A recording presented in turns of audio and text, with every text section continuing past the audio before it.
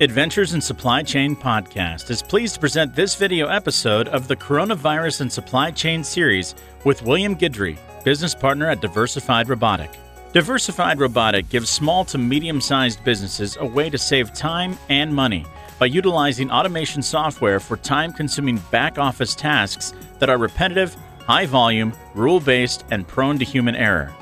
The average savings our clients experience is a 60% cost reduction within the following processes: compliance, accounts payable, billing and collections, contract management, supply chain management, purchasing, bookkeeping, data entry, insurance verification, human resources, and training, just to name a few.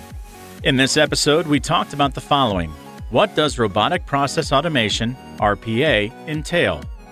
What companies should be using RPA and why? What factors should we consider for a successful implementation? What are the KPIs that we need to track? Example of a transformation with RPA that went well and another one that didn't. What is the effect of the pandemic on RPA rollouts? What is your advice to business leaders about implementing RPA? This episode is sponsored by USM Supply Chain. USM stands for Unstoppable, Scalable, Mindful Supply Chain. Check us out at usmsupplychain.com to scale up your profits together with your supply chain. And now with you, your host, Marcia, and her amazing guest, William Guidry. Good morning, William. Welcome to the show. It's a pleasure to have you with us. Thank you. It's good to be here. And today we are going to talk about an exciting topic that we don't know much about it, but it's exciting. So let's start to know more about your role, about your company. Sure. So my name is William Guidry, and I represent Diversified Robotic. Diversified Robotic is a technology company that specializes in robotic process automation, or RPA, application development, as well as full stack programming services. So think of DR or Diversified Robotic as a system integrator that can connect all types of different software components and optimize those from virtually an unlimited source in order to produce an outcome. And so as a system integrator, that's the ultimate goal. But me personally, I'm the chief strategy officer for the company, and my background is undergraduate in chemical engineering and an MBA in finance. So my mission is more to do with understanding and supporting the business owners that are involved with our customer base or as our customer base, rather than the absolute growth of DR. So I see the business landscape as sort of an inflection point, an inflection point right now. When computers were introduced to business, we saw this sea change in how data was manipulated for business advantage. And those who adapted quickly were able to sustain a competitive advantage. And the same thing is happening right now with RPA. Yes, and it's great also your background, because when companies are going to make a decision about, in this case, RPA, they are going to look at the impact of that implementation on their financial statements, because that is going to be like the key to be able to implement. And That's you right. mentioned, right, about this technology that we think about robots, and well, there's a whole world. But what does it entail for supply chain? For Yes, example, William, for example, we see that with Amazon, right? I don't know if the robots are more in the warehousing space or logistics. Yes, excellent observation as well. So when we're talking about RPA, or Robotic Process Automation, that's what the acronym stands for. So to simplify the RPA universe, just kind of think of a task that a human employee can do in the business. For example, if they connect to a VPN from home, and then they log into SAP, and then they navigate through the module, they run a report, and then they're going to download that report to a data file, and then they need to take that data file and they need to structure it in such a way that it can be combined with another report perhaps, and finally they're going to email it to a group of people. Well, RPA creates an end-to-end process that can be fully automated or semi-automated to accomplish the exact same thing. So the process can then be triggered however you want, right? It could be a timer, it could be an email, it could be an app, it could be a button on the screen to trigger that process. So when you think of robotic process automation, these are all virtual employees, if you will, that do tasks for the business and connect to make processes. Hi, great, great. Thank you for the explanation, because in that case, the application has a much broader scope that I thought originally, because typically we think about robots in the warehouse or in manufacturing, right? For example, to paint or, well, different functions that we have seen, but great. And what companies should be using this technology? Well, any company that wants to leverage their existing operations to truly create a competitive advantage should be using RPA. That's the bottom line. And the reason why is it goes back to the basic business cycle. Virtually every innovation that we see is soon copied, and then its effectiveness is diluted by competition. So innovation that's both very difficult to copy and sustainable can be found in the very processes that a business uses on a daily basis. So if those processes can be scrutinized and optimized, and then you translate that to an automated framework to achieve like a really accurate, highly reliable, repeatable outcome, now you've created a sustainable advantage in your marketplace. And so which company should use it? Only those that really want to compete and get ahead of the curve. So that's virtually every company, right?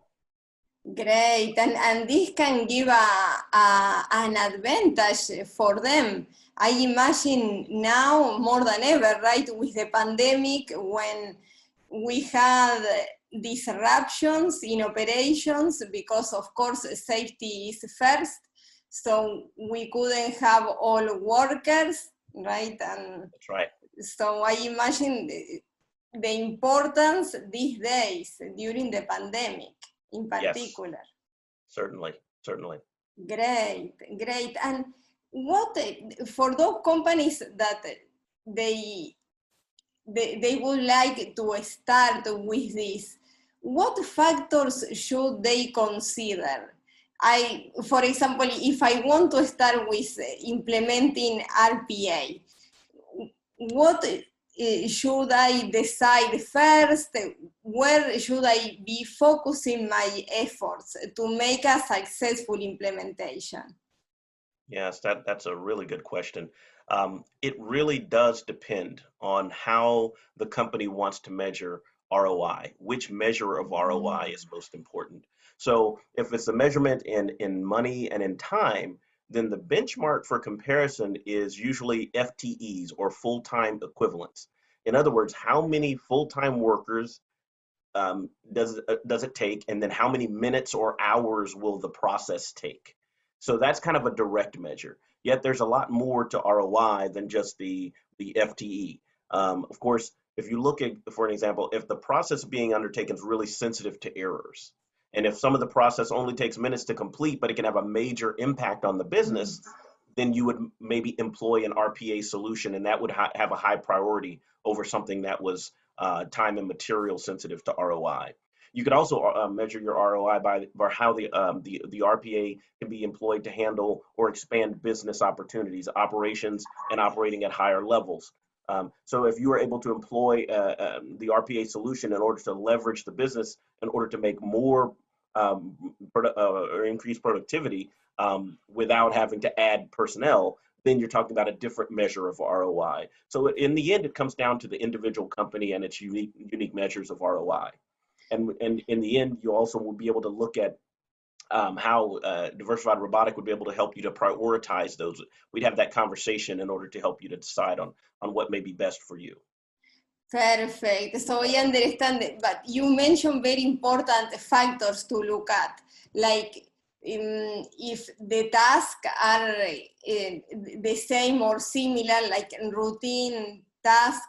Another factor that you mentioned to be considered is the impact, right? If we cannot have errors or minimize the errors. So great point to understand where to start with this. And also, while you were explaining, I was thinking this applies to manufacturing companies where supply chain is very important because of the value that can deliver, but also for service companies. It can be a great solution.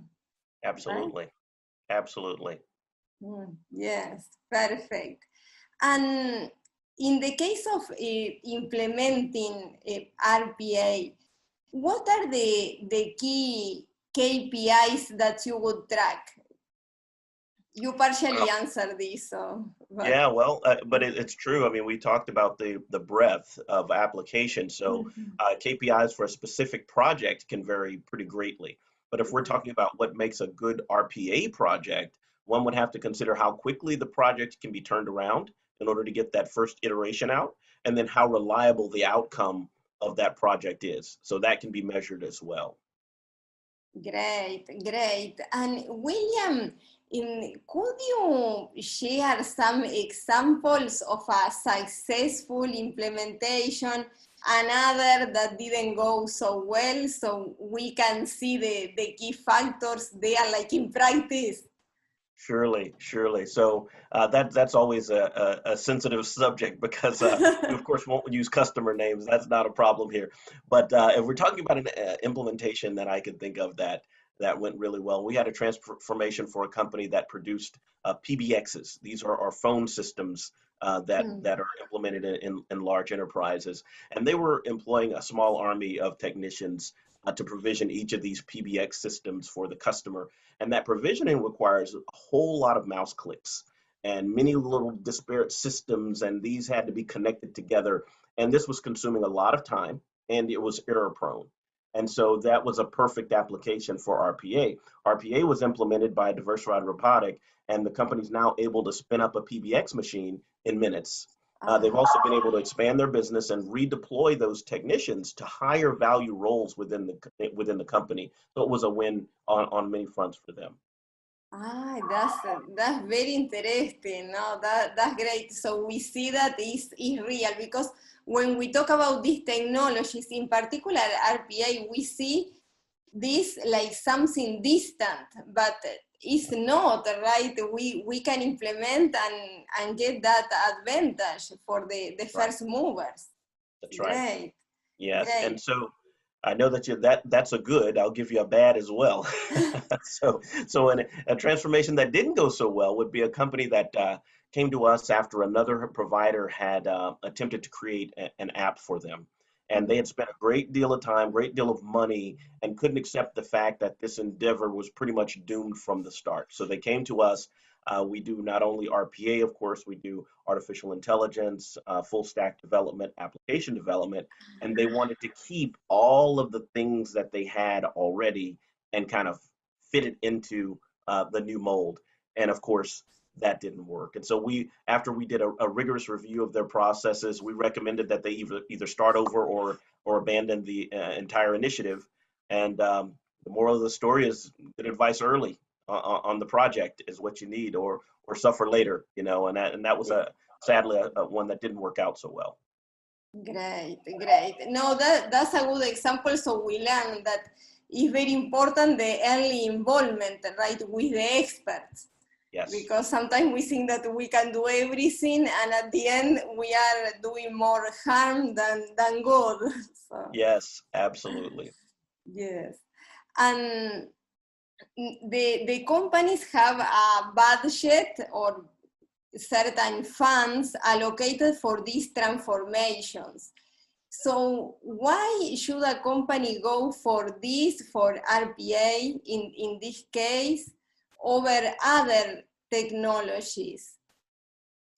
Yes, budgets are always a concern, and it's always a limitation. So, with respect to an investment in RPA and its associated technologies, these are once the playground of just Fortune 500 companies. There's a COE, which is a center of excellence, had to be established within the company, bringing in outside talent. Full-time developers were deployed, and then there was this thing called an NOC, or the Network Operating Center. That was also something that had to be set up. So all this was very high cost in both time and money, right? And you had to also attribute personnel from the corporation to do these types of things. But Marcia, right now, the current technology offerings have now democratized this process, and it's made it attainable for virtually any size company to gain those same advantages. So specifically, our customers also tell us, they'll say how easy it is to work with us, because Diversified Robotic takes care of the center of excellence component of it, as well as the network operating center, to know that they can maintain these bots 24 hours a day. So all the customer has to do to decide on the process that they want to automate, and then walk us through the steps. And then we produce a model of that in order to be agreed upon by the customer. So at that point, the customer can then look at the ROI and see whether it's worthwhile for them to make the investment, rather than paying up front for all of the other components just to set it up and then finding out later that it's not for you. Yes, no, that's a great point. And what is, in your experience, what is the average ROI, and how soon can we see results from this implementation? Rapid implementation is really the key. You want to have a project that can be compartmentalized, so that you can test quickly and see if it's actually working according to the standards that the customer set. So when we're talking about ROIs, in each case, it's really going to be different depending on which measure you're taking, right? In one case, one company grew 300% by implementing an RPA solution within 1 year. That's an extreme situation, but that particular operation that was put into the RPA landscape, that's what allowed them to leverage their business and grow. On the other hand, if we're talking about time to implementation, it can be as little as 3 weeks to go from idea to implementation on a typical RPA project. Yes, no, that sounds great. Yes. And what is the effect that you have seen of the pandemic on these implementations? Are you seeing an increase because of the effect that COVID has? Yes, by all means. It's never been more busy for Diversified Robotic. The awareness is also there, so it's never been easier as well to roll out an RPA project. The awareness of remote activities has grown dramatically during the pandemic, and so now businesses understand that there's a way to affect their business continuity, right? To increase the continuity factor, because this disruption of personnel not being able to move has opened a lot of people's eyes that continuity is important, but they can also reduce their overhead and actually thrive with remote operations during the pandemic. So it's been a good thing. Yes, no, so it's like as you were mentioning at the beginning, like to increase revenues, because production will increase, you have everything in place, and also to minimize cost. So the effect on the profit is double, right? That's right. That's right. Great, great. And what are your recommendations or your advice to business leaders that are considering to implement RPA? Take the first step. Do it today. It's having a conversation. So have a conversation that allows you to discover the leverage and competitive advantages that are right in front of you. As I said before, the other advantages are easily copied, but your personal business processes, those are going to be unique. And if you can automate those and accelerate those, you have that much more of an advantage in the marketplace. So, of course, you need an able guide to help you see just what's possible, and that's what Diversified Robotic is here for. Exactly.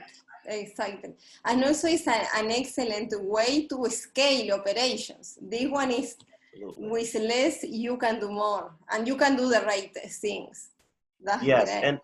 and when you talk about that point, in most cases, people are afraid to have a conversation about reducing headcount because no one wants to lay people off or fire people. And that's Mhm. what some people tend to think of when you think of automation. But instead, think about leveraging those resources to a higher degree so that you can redeploy a person doing minimal impact tasks to doing higher impact tasks. And that's also going to help you to multiply your advantage. Yes, right. Like the content of the work that we perform will be different. That's right. Yes, but great. Higher value, hopefully. Yes. Yes, yes, excellent. And this has been very informative, and we can see all the applications we saw with the practical example that you provided. So, William, what is the best way to reach you and to reach your company? Oh, thank you. The easiest way is text, call, or email. You can text me at 832-415-3937 or call me on that number. Or you can email me, william@diversifiedrobotic.com. No S on the end of robotic. So william@diversifiedrobotic.com. Perfect, perfect. Because in that way, first, as I always say, we need to be aware and then we can take action. So this has been really helpful. So we know the benefits that RPA can bring to an organization, and it's not limited due to the size of that organization. So. That's right. Yes, there's no limit to the size of the organization. You can have a very large organization that does a project in a specific segment of the organization, or you can have a smaller organization that has a solution that impacts multiple divisions. So it really will depend on the customer and how they want to take their first steps into the RPA world. Perfect, perfect. And everything will be based on the ROI because your financial background, so that gives more confidence. Yes, no, thank you very much, Marcia. It was very nice talking with you this afternoon. I enjoyed the conversation. Thank you so much, William. You're welcome.